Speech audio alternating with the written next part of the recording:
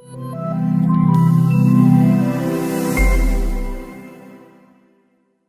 commenters, kumusta na kayo? Today, we are going to discuss about the difference between virtual reality and augmented reality. When we say virtual reality or VR, implies a complete immersion experience that shuts out the physical world using VR devices such as HTC Vive, Oculus Rift, or Google Cardboard, or any VR devices available in the online stores like Lazada, Shopee, etc. Users can be transported into a number of real-world and imagined environments, gaya ng nasa back of a dragon ka, roller coaster ride, hindi naman in reality na nandun ka. Ika nga, tinatawag siya na virtual reality. Ibig sabihin, hindi po siya totoo at walang sa'yo.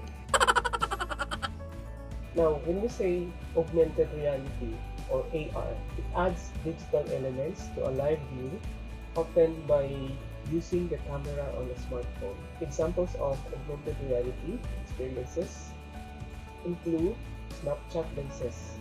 So, kung minsan nagsiselfie tayo, yung mukha natin may mga accessories, iba yung mukha. So, ibig sabihin nun, yung reality nun, yung mukha natin na currently kinukunan. Pero may dinagdag sila na ibang graphics to augment the reality. Another example yan yung game of Pokemon Go. So if you are familiar with it, you can really see the real environment, pero bigla ka na lang may nakikitang mga Pokemons or the pocket monsters. Gaya ng magkasama kayo, lalong nadadagdagan ng buhay at kulay ang mundo niyo. Yahoo! So meron tayong halimbawang mobile application na i-introduce ko sa inyo using augmented reality technology. So, example niyan yung Animal4D. So, kung mayroon kayong mga chikiting dyan, mga kids, you can use this application para naman mabuhayan yung interest nila sa pag-aaral tungkol sa mga different types of animals. Wherein makikita nyo ang mga different animals and can be displayed in 3 dimensions. I show you how. Okay, una natin gagawin, install lang natin ang Animal4D. Pupunta tayo ng Play Store and then search natin. So, i-type lang natin Animal4D. Then search. So, yun, yung nasa pinaka-itaas, yung may plus. Then, so kung hindi pa kayo nakapag-install, ang lalabas dyan, install. So, sa akin, na-install ko na, so i-open ko na lang. Sa inyo, just click install, then you wait until na matapos siya ma-download at saka ma-install sa phone nyo. Then pagkatapos niyan, i-tap nyo ang open button. Then tap OK. So, nag-load siya. So, as you notice, maraming mga animals na nandyan. Pwedeng i-enjoy ng mga chikiting natin. Okay, pagkatapos niyan, lalabas yung instructions. Okay? So, ito yung instruction niya. Place the card facing the camera and it will automatically scan the image. If you don't have the Animal4D card set, you can have it here. So, pwede natin i-download yung card na yan. So, pwede rin, isi-search natin sa Google yung mga cards o yung tinatawag natin ng mga flashcards registered doon sa database ng Animal4D. Ibig sabihin nun, yung i-scan natin ng mga cards ay registered po yung mga images na yan doon sa 4D, then ipapakita niya. Okay? So, mayroon tayong dalawang option. Pwede natin i-take yung photo. Kung gusto natin video, i-tap nyo lang yung arrow right. And next itong gagawin, mag-scan na tayo ng flashcard. If you have other phone, pwede mong i-view yung image, then i-scan mo. Okay? Kung wala, pwede naman yung mga flashcard. Okay? Gaya nito. Ang gagawin lang natin, i-position lang natin yung flashcard na to or your phone in horizontal plane. So, gaya nito. So, ilalagay ko siya sa top of my laptop. And then, pagkatapos nun, itapat mo yung camera mo doon sa flashcard. Then, madidetect na niya.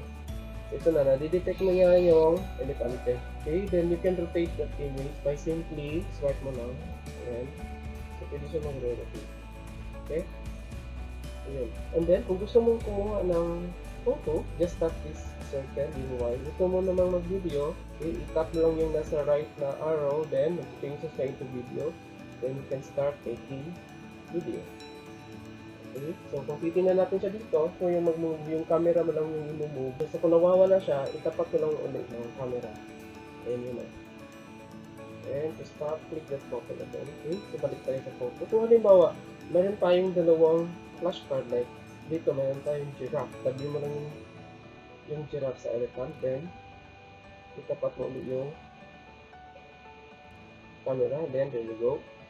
Meron na tayong elephant and giraffe. So, kung i-move mo siya, just tap your phone, i-drag mo lang, then sabay-sabay silang mag-open. Okay, so if you have another flashcard like this one, like dog, okay, nadidetect yung dog, okay, marami sila. Kung na-notice nyo, may nakikita kayong display doon sa laptop ko, kasi gumamit ako ng mirroring application. Para naman sa mga kaguruan natin na gustong mag-demonstrate nito, pwede mong i-connect yung laptop mo doon sa projector mo, i-demonstrate mo. So, yung mga nagtuturo dyan ng nursery, so talagang may enjoy yung mga bata dito. Okay? Palitan natin ng ibang flashcards. Halimbawa, ant. Okay?